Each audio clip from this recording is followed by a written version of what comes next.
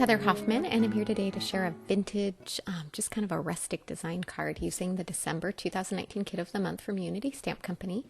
I have a craft card base, and I've already pre-stamped my image and that sentiment on the side, and then I also have stamped it on masking paper and carefully fussy cut that out with my scissors. I didn't show that on the video because that's really slow and tedious, and I didn't think you needed to see. But this image actually, it was slow, but it wasn't terrible to cut out, and I wasn't too worried about getting every little bit on some of the darker black edges, because what I'm going to do is do some ink blending over the top of this image, and this is going to mask it to keep that image just that craft cardstock color underneath. So I'm starting off here with some antique linen, and I'm using a blender brush just to go over it, and I'm going fairly wide across that image because I kind of want almost half of this card to be inked at this point. So I'm kind of going wide over the image, and that antique linen is a fairly soft, so it's not going to add a ton of really dark, deep color. Next, I'm coming in with Vintage Photo, and I'm keeping this clustered a little tighter around that rose image so that it's just kind of a deeper shadow right close to the actual image. And then the antique linen further out from the edges will provide that softness kind of between those edges.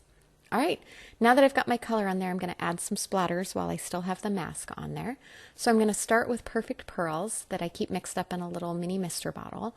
If you haven't got a handy mini mister bottle or anything, you can just mix it together on a little palette or on a clear stamp block with a little water and use a paintbrush to add those splatters.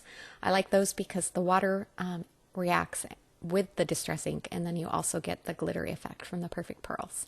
Same thing with a little bit of white paint. This is just acrylic white paint that I had mixed with a little bit of water to make it a good splatter consistency. Same thing in a bottle, but you could do it separate on a little palette with a paintbrush.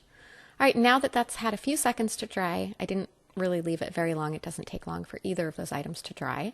I'm going to go ahead and peel that mask off one little bit at a time. But do make sure it's dry because it's way too easy to smudge something across your carefully masked image if you don't wait long enough. All right, that already looks kind of neat like that, but it felt like it needed a little something to kind of bring the top and bottom of that card base together a little. So I have some vellum there, and I just tore both ends to create a torn edge, and then I have some little scraps of white cardstock, and I'm going to do the same and kind of layer them together. And I actually have a few others of the white cardstock that I kind of had pre-torn from something else and hadn't used them, so I'm kind of just building up my layers with some that I already have prepared. And I always do them too large so I can kind of fit them on my card and then trim them down to where I want and make sure all my lines are even. So it's a great way to use up little scraps of vellum, little scraps of white cardstock, a few different ways. This is 80-pound Nina Solar White that I used for the white torn edge. A lighter weight will work better to tear than maybe the super heavy 110-pound cardstock. All right, I like that, but it still felt like it needed another little layer. So I'm trimming down some of my extra torn edge scraps there and kind of layering those over the top. And then I'll go ahead and adhere those in place, and then I can just trim the extra off a little bit as well with my scissors to get that excess off. I don't need to use my paper trimmer this time because I've already done the bulk of it, and I've got my basic width, so I can just carefully get that little extra off that's in the way. All right, then once I get those finished, I'm going to go ahead and adhere those in place.